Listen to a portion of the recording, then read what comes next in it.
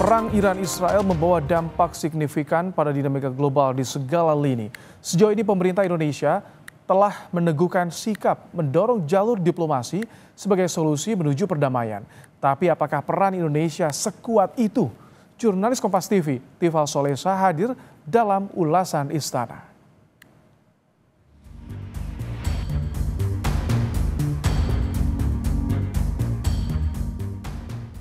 Belum selesai satu konflik, kini dunia dihadapkan pada perang Iran-Israel.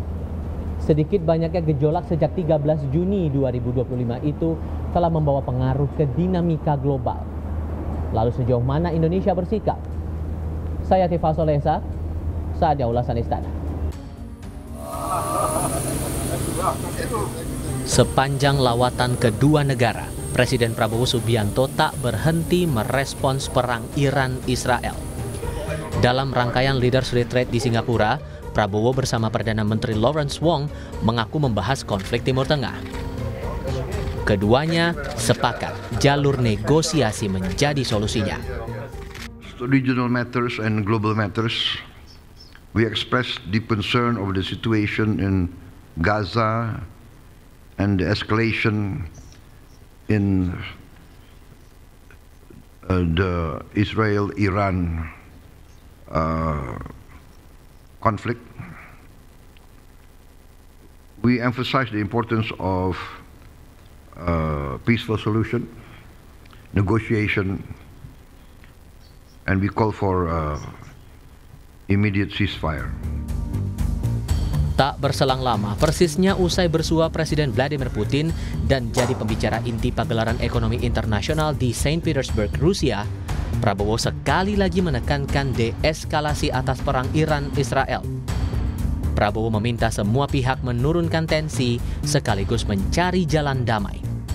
Ya, tentunya pengaruh Rusia lebih besar ya di kawasan itu, khususnya dengan pemerintah Iran. Jadi saya kira peran dari pemerintah Rusia akan sangat besar. Ya, semua akan berusaha untuk deeskalasi. Semua kan kita ingin semua turunkan suhu, kita ingin cari penyelesaian yang damai untuk semua pihak. Pecahnya perang di Iran sesungguhnya telah diprediksi Presiden beberapa bulan silam. Dalam wawancara khusus 7 pemimpin redaksi di Hambalang, Bogor, Jawa Barat, Prabowo menyinggung keterlibatan Amerika Serikat dalam serangan yang membuat situasi global makin tidak menentu. Presiden saat itu bahkan terang-terangan menyebutnya sebagai Perang Dunia Ketiga. Di tengah situasi global yang penuh ketidakpastian, ya, perang, persaingan, hegemoni yang sangat berbahaya, yang bisa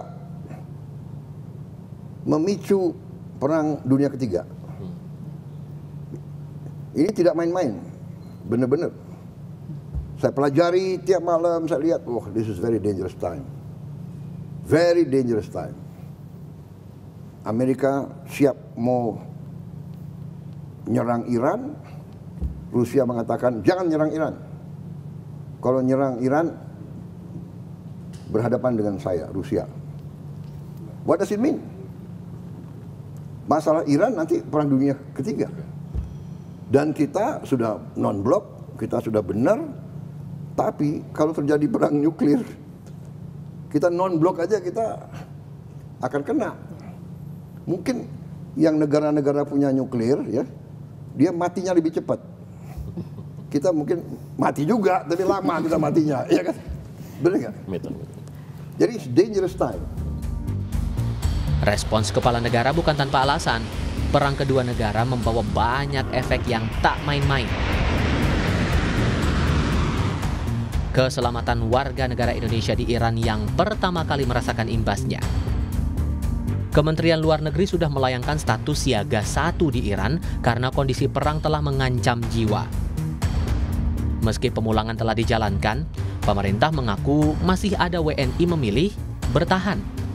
Namun memang dapat kami sampaikan bahwa dari town hall meeting secara virtual yang kami lakukan dengan para WNI yang ada di sana, sebagian memang masih memilih untuk tetap tinggal di Iran karena merasa masih aman. Memang kita pahami mayoritas WNI kita yang ada di kota Qom, ya, sejumlah sekitar 250-an memang relatif tidak diserang. Namun sekali lagi kami selalu menyampaikan potensi eskalasi ke depan dapat tinggi. Tadi sebagaimana tadi Mbak Ilona juga sampaikan, kota Ras yang ada di utara yang relatif tidak pernah diserang saat ini juga sudah diserang.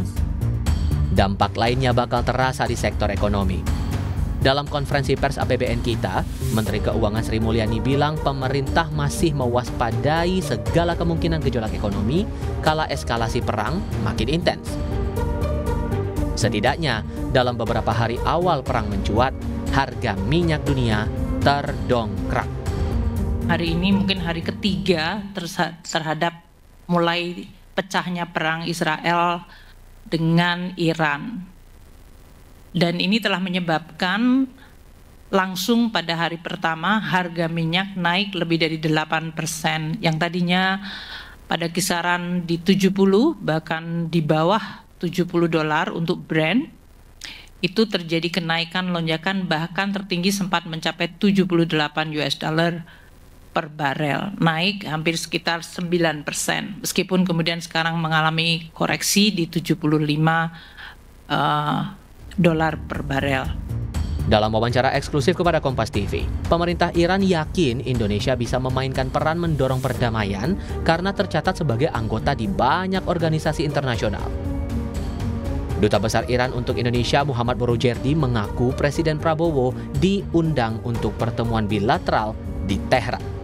پرزیدنت پراوو بسیار در حوزه دیپلماسی فعال هستند و میبینم که تقریبا هر ماه ایشون یا مهمانان خارجی دارن یا به کشورهای خارجی سفر میکنن و به دنبال پیگیری منافع و اهداف اندونزی تلاش‌های بسیار زیادی میکنن. ایران به عنوان کشوری دارای پتانسیل‌های بالا و به عنوان کشور دوست اندونزی آمادگی داره تا در شعارهای پرزیدنت پراوو در خصوص امنیت انرژی و امنیت غذایی. Harapan itu senada dengan pandangan analis hubungan internasional Teguh Reza Shah. Menurutnya sebagai negara non-blok, Presiden Prabowo punya modal yang kuat saat ini mendorong upaya perundingan antara Iran dan Israel. Upaya mediasi dianggap bisa mulus selama anggota lain di sejumlah organisasi internasional satu suara bersepakat. Ya, pertama suara kita di OKI harus bulat dulu. OKI kan di atas 50-an itu anggotanya. Ya.